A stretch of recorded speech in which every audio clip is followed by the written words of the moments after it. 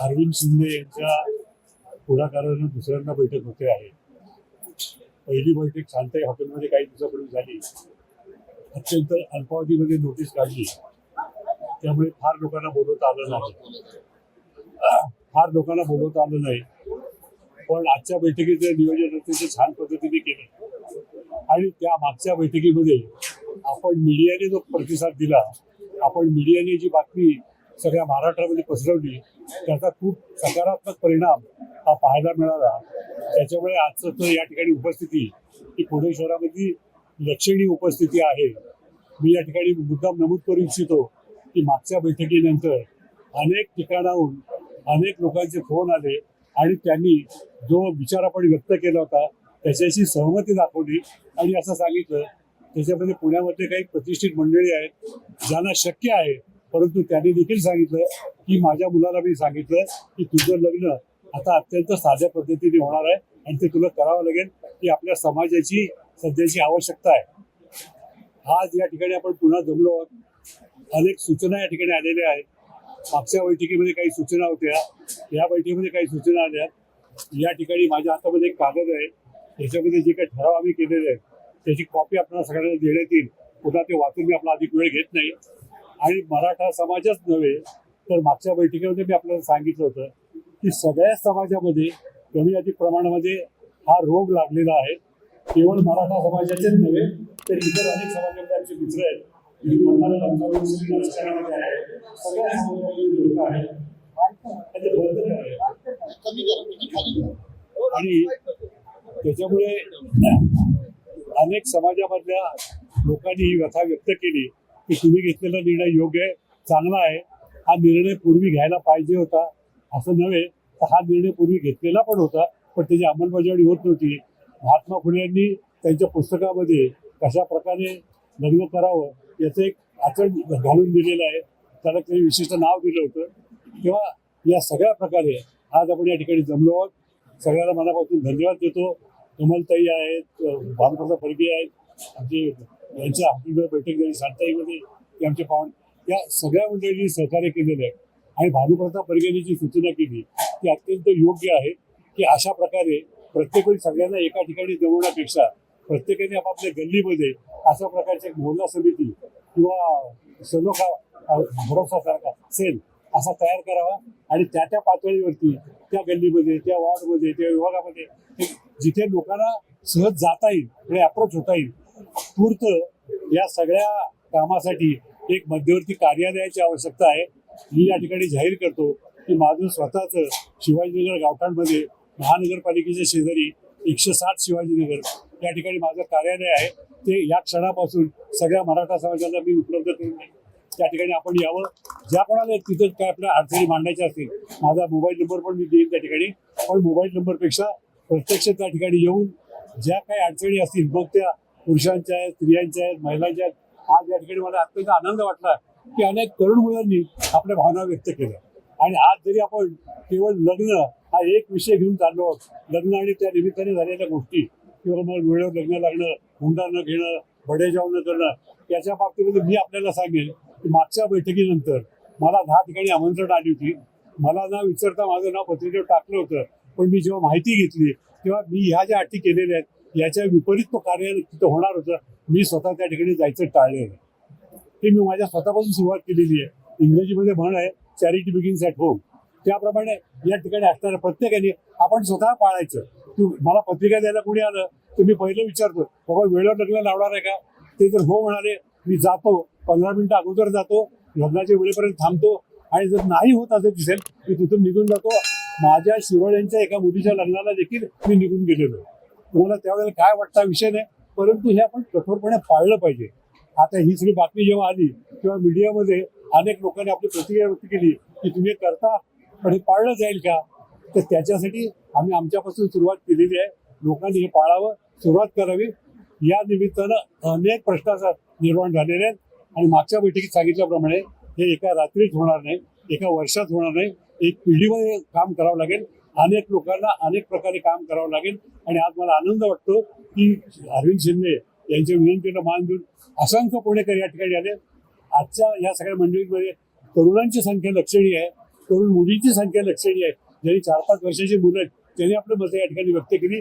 या निमित्तानं सतत विचार मंथन होऊन राहील आणि वेगळ्या वेगळ्या विषयावरती मग व्यसन आहे, दारू आहे, आमकाय तमकाय, मोबाईल, या सगळ्या गोष्टीवर सांगोपांग चर्चा करू आणि मराठा समाजानं समाज सुधारण्याचं या सगळ्या प्रकरणाचं नेतृत्व करावं अशी माझी इच्छा आहे. इतर सगळ्या समाजामध्ये देखील हा प्रश्न आहे. मला असं वाटतं लवकरच अरविंद शिंदे सगळ्या समाजाला देखील बोलवतील आणि त्यांच्या देखील भावना या ठिकाणी ऐकून घेऊ आणि आपल्याला पुन्हा धन्यवाद देतो की आपण हा सगळा विचार सगळ्या महाराष्ट्रामध्ये पोहोचवतात. आपल्याला मनापासून धन्यवाद. श्रीभाऊ, आजची जी बैठक झाली त्या बैठकीतला महत्वाचा ठराव कोणता आहे तो सांगता येईल? नाही, प्रत्येक ठराव हा महत्वाचाच आहे. सगळ्यात महत्वाचा ठराव हा आहे की हुंडाबळीचा जो त्रास होतो आपल्या मुलींना, आमची टॅगलाईन बघा आपण की आमची मुलगी आपण वाचवली पाहिजे.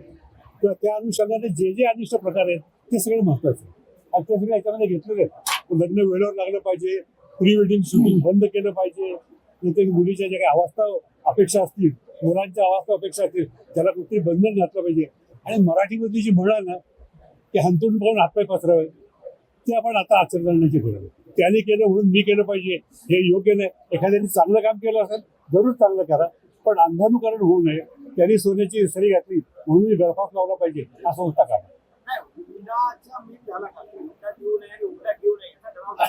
आता असं आहे की त्याची व्याख्या करावी लागेल. कायद्यामध्ये त्याची व्याख्या आहे. वकील म्हणून मी आपल्याला सांगतो की हुंडा देऊ नये हा कायदा फार वर्षापूर्वी अंमलात आणलेला आहे, पण त्याची अंमलबजावणी प्रभावीपणे होत नाही. काही ठिकाणी ते पाळलं जातं. आणि मग हुंडा म्हणजे काय? आता याच्यात एक सूचना अशी आली होती की हुंडा देऊ नका, मुलीच्या नावावर एफडी करा. तर हुंड्याचा प्रकार आहे तो. किंवा कोणत्याही प्रकारचं देवाणघेवाण होता कामा नये. आणि जे तुम्हाला द्यायचे शेवटी बघा, एक 2009 साली कायदा आला आहे की मुलीला वडिलांच्या इस्टेटीमध्ये मुलांच्या इतकाच हिस्सा आहे. त्यामुळे मुलांसाठी मला मिळालं पाहिजे आणि मुलीला काही देणार नाही असं होणार. ते कायद्याचं आता बंधन आहे. अनेक मुली त्यासाठी आपल्या आईवडिलांच्या तिथे कोर्टामध्ये गेलेल्या आहेत, त्यांना हिस्सा मिळाला ते वकील म्हणून मी पाहिले. त्यामुळे आता हुंडा याची व्याख्या ठरवावी लागेल. मूळ मुद्दा आमचा हुंडा नाहीच आहे. मूळ मुद्दा आमचा आहे की लग्न झाल्यानंतर आपल्या घरी आलेली सून ही आपली मुलगी आहे आणि तिला तितक्या सन्मानाने आपण वागवलं पाहिजे. चुका कोणाच्या होत नाही, तो चुका सगळ्यांच्या होतात, पण प्रत्येक चुकीला किती महत्व द्यायचं आणि कुठली चूक किती पोटात घालायची हे दोन्ही बाजूही ठरलं पाहिजे. माझी मुलगी आहे म्हणून माझी लाडकी आहे आणि माझी सून म्हणून दुडकी आहे असं काय? तुमची मुलगी कोणातरी सून होणार आहे, कोणातरी मुलगी तुमची सून होणार आहे, हे समाजाने उघडपणे स्वीकारलं पाहिजे. आणि पुण्याचं महत्व याच्यामध्ये वेगळं आहे. मागच्या बैठकीत सांगितलं की पुणे शहराला वेगळा ऐतिहासिक वारसा आहे. छत्रपती शिवाजी महाराजांचा जन्म पुणे जिल्ह्यामध्ये झाला. त्यांनी कल्याणच्या सुभेदाराच्या सुनेला मुलीचा दर्जा दिला. महात्मा फुलेंनी महिलांचे शिक्षणाची चळवळ पुण्यात सुरू केली. विधवा विवाहाची चळवळ दंडोकेशव कर्वेंनी पुण्यामध्ये सुरू केली. महिलांना मिलिटरीपासून सगळ्या क्षेत्रामध्ये समान संधी, राजकारणापर्यंत समान संधी मिळाली पाहिजे हा आग्रह माननीय शरद पवार साहेब करतात. या सगळे पुण्यातली मंडळी आहेत किंवा प्रत्येक पुणेकरावरती आणि पुण्यातल्या केवळ मराठा समाजाचा नव्हेच पुण्यामध्ये राहणारा प्रत्येक माणसावरती ही जबाबदारी आहे की आपण ज्या शहरामध्ये राहतो त्याचा वारसा आहे आणि त्याचं पालन आपण केलं. आजची जी बैठक झाली, यापूर्वी एक बैठक झाली, झाली दुसरी बैठक, मस्क्यांच्या आता हॉटेलमध्ये. पुढची लाईन काय ठरली समाजाची? आता ते आम्ही बसून ठरवूया. तिथं लाईन हीच आहे की याला अधिक व्यापक पुढे काय करणार? समाज मेळावे घेणार? अरविंद शिंदे सांगते. गेल्या वेळेला जी बैठक शांतई हॉटेलला झाली त्यात प्रामुख्याने विषय होता की ज्या घरामध्ये वैष्णवी सारखी घटना घडेल त्या घरामध्ये मुलगी द्यायची नाही, मुलगी घ्यायची नाही हा ठराव होता. या आजच्या बैठकीमध्ये जेवढे 200-300 कुटुंब इथं मराठा समाजाचे आणि बहुजन समाजाचे आहेत त्यांनी आज शपथ घेतली की मी हे जी काही आचारसंहिता झाली या आचारसंहितेप्रमाणे मी स्वतः माझ्याकडनं सुरुवात करणार आहे. या 200 सुरुवात केली तर पुढे ती 2000 होणार आहे. आणि त्याचबरोबर ज्या काही गोष्टी आहेत, इथं आमचे एक वकील सुद्धा भगिनी होता, त्यांनी सुद्धा असं मांडलं की हुंडा म्हणजे त्याचं स्वरूप काय, फक्त लग्नामध्ये देणं काय, 1 वर्ष जो 12 महिने आपल्याला जे सण सूद येतात त्या सण, दसऱ्याला अंगठी द्या, दिवाळीला अंगठी द्या, ह्या सुद्धा प्रथा बंद झाल्या पाहिजेत. म्हणून ह्या सगळ्या गोष्टीतनं एकच उद्दिष्ट आहे की मुलीला सन्मानपूर्वक गेलं पाहिजे. आज आमच्याकडे आता सर्वात महत्वाची गोष्ट ही जी आपल्या समोर मंडळी बसलेली आहे, ही कोणी पोलीस ऑफिसर आहेत, कोणी वकील आहेत, कोणी सामाजिक आहेत, या सगळ्यांचा एक दबाव कमिटी बनणार आहे. ती दबाव कमिटी 24/27 अवेलेबल राहणार. ज्या घरामध्ये असे काही घटना घडतील किंवा त्यांना मदत पाहिजे असेल ती या समितीला करणार. ही समिती त्यांच्या घरी पोहोचेल. ते घर पोलीस चौकी आणि कोर्टाकडे जाण्याच्या अगोदर तो विषय तिकडे मिटला जाईल यासाठी पूर्ण प्रयत्न समाज करतो. ही समिती शहर पातळीवर असणार आहे का? ही फक्त शहर पातळीवरच राहील, पण आजूबाजूचे जे 36 गाव आहेत आमच्या या कमिटीचा प्रयत्न त्या गावामध्ये ती कमिटी स्थापन व्हावी. तिकडचे स्थानिक जर राहिले तर तो स्थानिक दबाव त्यांचा तो राहील. आजच्या बैठका या शहर पातळीवरती होत आहेत, परंतु गेल्या 15 दिवसामध्ये जो प्रतिसाद आलाय तो राज्य पातळीवरचा प्रतिसाद आहे. त्यामुळे आम्ही आता अशा एका समाजाच्या नेतृत्वाच्या शोधामध्ये आहोत की ज्यांचं महाराष्ट्र ऐकेल तर त्यांच्या नेतृत्वाखाली ती कमिटी तयार केली जाईल. त्याला थोडा वेळ लागेल. सगळ्या गोष्टी एका रात्रीत होणार नाही, हळूहळू एक उठवले. आणि आजच्या बैठकीमध्ये 2 गोष्टी ठरल्या. एक लग्न, हुंडा आणि दशक्रिया विधी. माहितीनंतर जे प्रकार केले जातात या अनिष्ट प्रथा आपण कमी केल्या पाहिजे किंवा बंद केल्या पाहिजे. अंकुश काकडे म्हणाले ते खरं आहे की 100 लोकांचं लग्न होईल का, पण मला आठवण करून द्यायची की कोरोना सारख्या महामारीमध्ये जे लग्न झाली ती आज कमी पैशातच झाली, पण त्या लोकांचे सुखी संसार चालू आहेत ना. मुहूर्त केलं नाही, 5,000 लोकांना खाऊ घातलं नाही, पुढे त्यांचे संसार उघडायला नाही पडले. आणि आपण करतो, पण त्याच्यासाठी पुन्हा करोना येण्याची गरज आहे का? आपण स्वतः अंतर्मुख होऊन शिकलं पाहिजे. आपण हे करू शकतो आणि आपण करून दाखवलं 4 वर्षापूर्वी. तर फारसा अवघड याच्यातली बाब नाही, पण त्याला समाज शिक्षण करावं लागेल. हळूहळू त्या गोष्टी होतील ना, नक्की होतील. आज सगळ्यात महत्वाची गोष्ट अशी आहे की समाज परिवर्तनाच्या बाजूने झुकलेला आहे. ते परिवर्तन आपण पूर्ण केलं. ही कमिटी जी तुम्ही सांगितली ती नंतर काय आता तयार होईल. तयार होईल, पण जिल्हा लेवलला सुद्धा ग्रामीण भागामध्ये जास्त करून हुंडा आणि प्रतिष्ठा ते सगळीकडेच आहे. वर्षाचे 1200 त्यांना एखाद्या नाते नाही भेटत, तरी पण द्यावी लागते. एखाद्या सणामध्ये जर काही दिलं नाही तर त्याच्यावर सुद्धा मुलीला प्रश्न केले जातात की अजून सणाचं घेणं बाकी. या प्रत्येक सणाला आपण कमिटीच्या मार्फत प्रयत्न आम्ही सुरू करतो. अनेक सूचना आलेल्या आहेत आज सुद्धा. त्या सूचनांमध्ये कारण आता हे कमिटीचं काम काय आहे की पुढच्या 1-2 महिन्यामध्ये काही ह्या निमित्ताने आम्हाला एकत्र बसता येईल का, एकत्र गाव पातळीपर्यंत पोहोचता येईल का. म्हणजे किमान पहिला प्रायोरिटी हा पुणे शहर आणि पुणे जिल्हा आहे. तर याच्यामध्ये आज काय सूचना आल्या चांगल्या की पत्रिकेबरोबर आरोग्य पत्रिका सुद्धा अत्यंत गरजेची आहे, ती पाहणं आहे. या ठिकाणी घटस्फोटाचं प्रमाण सुद्धा मराठा समाजामध्ये जास्त आहे. आणि ज्या पद्धतीने भाऊंनी सांगितलं की आमचे 10वे 13वे याच्यासाठी सुद्धा प्रदर्शन लागलं जाते किंवा नेते बोलणं किंवा भाषणं याच्यावरती कसा निर्बंध आणता येईल ही आमची प्रायोरिटी आहे.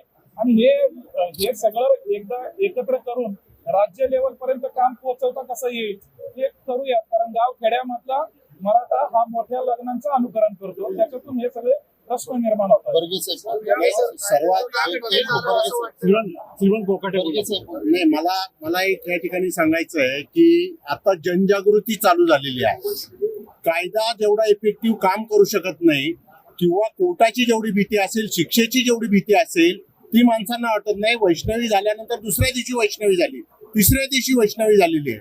परंतु ज्यावेळेस समाजामध्ये ही जनजागृती होईल आणि समाज स्वतःच्या मनापासून या गोष्टी करायला सुरुवात करेल त्यावेळेस मला वाटतं, आणि तुमची जर साथ त्यामध्ये लाभली, तुम्ही प्रत्येक जण या ठिकाणी बघतो आपण की तरुण पत्रकार आहेत, मुली आहेत, त्याच्यामध्ये मुलं आहेत, हे सामान्य माणसापर्यंत तुमच्या माध्यमातून ज्यावेळेस पोहोचलं जाईल त्यावेळेस आमच्या ह्या कमिट्या त्या गावांमध्ये पोहोचल्या जातील. आणि आपल्याकडे पूर्वी जी सिस्टीम होती पंचायत सिस्टीमच होती. गावातलं लग्न ठरवताना चावडीवरती लग्न ठरवलं जायचं, 4 इकडचे लोक 4 तिकडचे लोक असायची.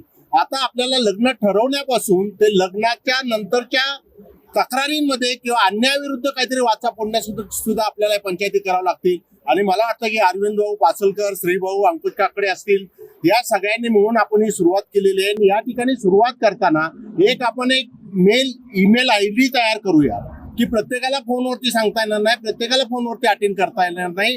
कॉल सेंटर सारखा एखादा ईमेल ID आम्ही तयार करू. ईमेल ID वरती ते मराठीमध्ये किंवा कुठल्याही भाषेमध्ये त्या तक्रारी आमच्यापर्यंत पोहोचतील, त्या गावच्या लेवलवरती जातील.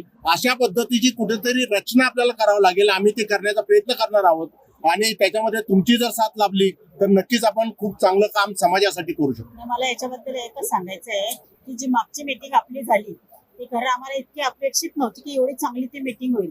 आणि त्याच्यामध्ये तुमचा सगळ्यांचा मोठा सहभाग आहे. तुम्हाला पहिल्यांदा मी तुम्हाला धन्यवाद देऊ इच्छिते की तुम्ही इतकी प्रसिद्धी दिली आम्हाला की ती सगळ्या महाराष्ट्रामध्ये इतकं पोचलं. दुसऱ्या दिवशी खूप लोकांचे मला फोन आले, ज्या पोस्ट आमच्या वाचल्या. मी श्रीभाऊला सांगितलं, म्हटलं श्रीभाऊ इतके लोकांचे फोन येत आहेत की तुम्ही तुमच्यासारखी लोक आम्हाला सुद्धा तिथे निर्माण करून द्या. म्हणजे विदर्भातल्या लोकांनी फोन केले, कोकणातल्या लोकांनी फोन केले, त्यांच्या लग्नाची पद्धत त्यांनी सांगितली, विदर्भातल्या लोकांनी सांगितलं, मराठवाड्यातल्या सांगितले, उत्तर महाराष्ट्रातल्या सांगितले. म्हणजे तुम्हाला जर पाहिजे असेल तर मी ते दाखवीन, पोस्ट आलेले लोकांचे फोन दाखवीन, त्यांनी जे रिप्लाय दिलेले आहेत ते रिप्लाय तुम्हाला मी दाखवीन. जवळजवळ 5 लाख लोकांनी रिप्लाय दिले, बरोबर आहे ना भाऊ?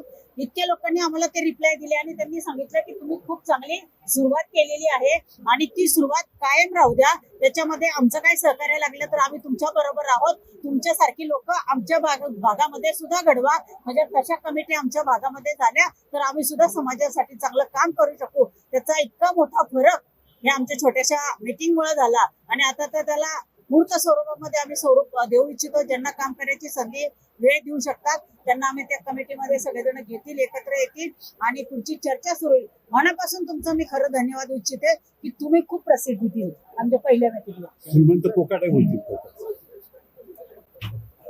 आपल्या भारतीय संस्कृतीमध्ये विवाह हा अत्यंत महत्वाचा संस्कार आहे आणि विवाह संस्था ही खूप चांगली संस्था आहे. पण अलीकडच्या काळामध्ये विवाह संस्थेमध्ये खूप मोठे प्रश्न निर्माण झालेले आहेत. केवळ मराठा समाजच नव्हे तर बहुतेक सर्व समाजामध्ये या विवाहाच्या निमित्ताने अनेक प्रश्न निर्माण झाले आहेत आणि प्रश्न सोडवण्यासाठी पुण्यातील अत्यंत नामवंत महत्वाच्या मराठा अभ्यासक किंवा नेते मंडळी आहेत, यांनी जी भूमिका घेतलेली आहे ही महाराष्ट्राला दिशा देणारी भूमिका आहे. लग्नाच्या निमित्तानं हुंडा पद्धती, माननीय श्रीभाऊंनी सांगितलं की हुंडा बंदीचा कायदा आहे, परंतु तो कायदा सगळेजण पाळत नाही.